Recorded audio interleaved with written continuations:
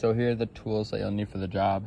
12mm socket, 10mm socket, a JIS screwdriver so you don't strip the little screws on the left side, and some grease for the seals. And then you're gonna want a pick and pliers along with the seals, of course. You can see they're different sizes, so yeah, they are not interchangeable. And make sure that you're getting the correct part numbers here. So the first thing I did over here is I marked where my Kickstarter is with a knife, so you can see that mark. And you're just gonna take your 12mm and you're just going to undo this bolt right there. Right there.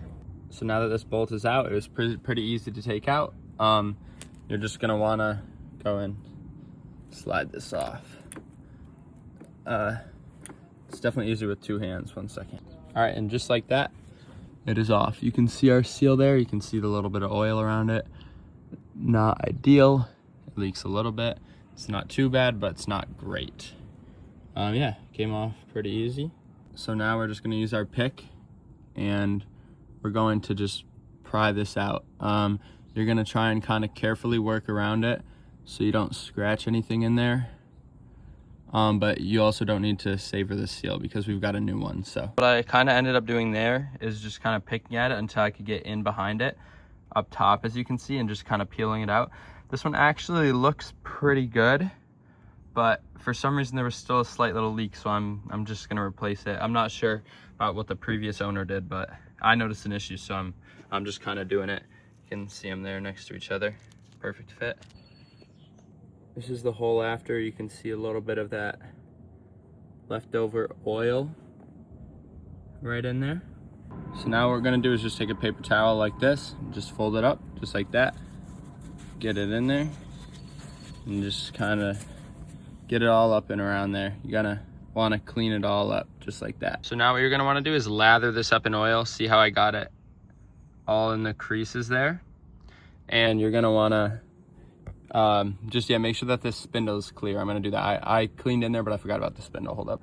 So now that that's all cleaned, what you're gonna do is press this on the part with the line facing in and the labeling on the outside.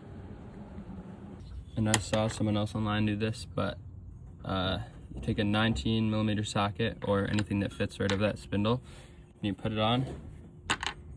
And I'm gonna use two hands for this, but yeah, you kind of just knock that the seal in properly. So after a few taps on this side, just clean up the grease.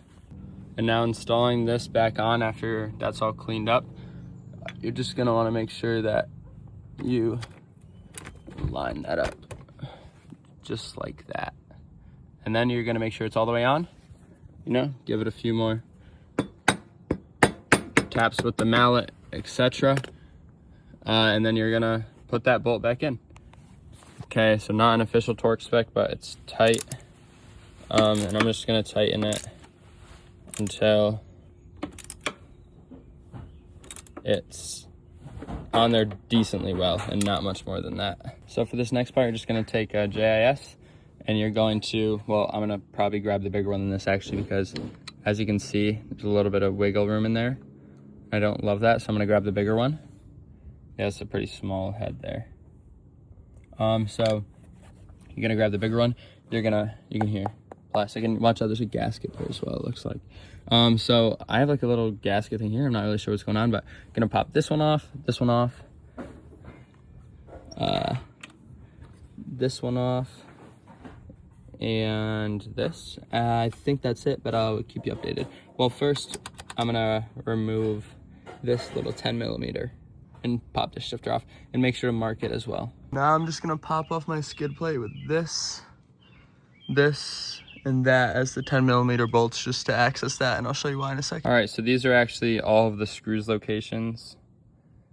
Got 1, 2, 3, there should be a 4th, 5, 6.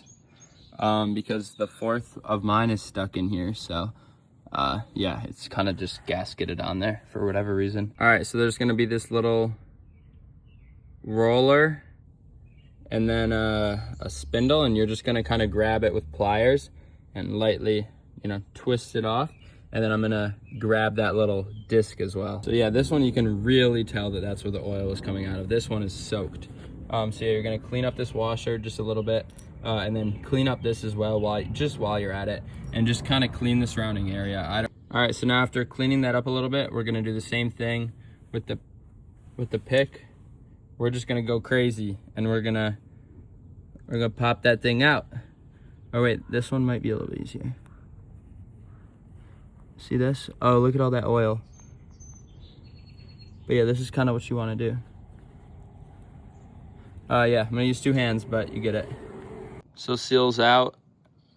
Oil started coming out, but I don't know. Seal, it looks really good. It looks new. Just wasn't doing its job. I don't know. So we're just kind of cleaning up the area again. All right, so same concept. Grease that thing up. Slide it on. And you're gonna go get a socket to push that thing on. Same with the mount situation. Okay, for some reason I tried to use a 14 and it was not working. I don't think it was clearing the foot peg to like push it on. So I just push it with these pliers very gently. See how they don't have a sharp nose, very flat. So that's what you want, or rounded, even better. But yeah, you just gently push all the way around and now it's in there. I'm gonna clean that up a little bit. Okay, so this is cleaned up. So now remember the order. We'll go the washer, right?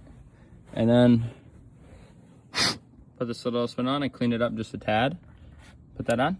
And then we're going to put this cover back on. All right, I thought I did something wrong, but I'm all good. So you're gonna just take your cover now. Make sure that inside this like little, what is this, the flywheel cover, right? I don't know. Make sure that's the cleanest part. This chain part, who cares? But this flywheel, you have to make sure that that is very clean, because you don't want water or anything getting in there, or else it will rust just like that. So this is all bolted up again, and now you're just gonna slide your shifter on.